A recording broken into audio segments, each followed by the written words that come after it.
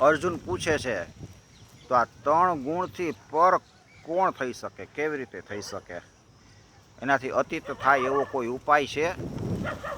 ત્યારે કૃષ્ણ ભગવાન કહે છે કે સત્વગુણ આવે અને જતો રહીએ, રજોગુણ આવે અને જતો રહીએ, તમોગુણ આવે અને જતો રહીએ, તોય ગુણાથી પર થઈ ગયો હોય એવો વ્યક્તિ, એને એમાં વયોગ્ય ગુણ વયોગ્ય હોય ને તો એને કાંઈ થાય નહીં.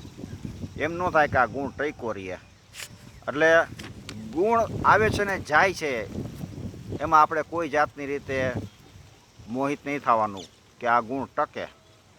પ્રકાશમ ચ પ્રવૃત્તિમ ચ મોહમેવ ચ પાંડવ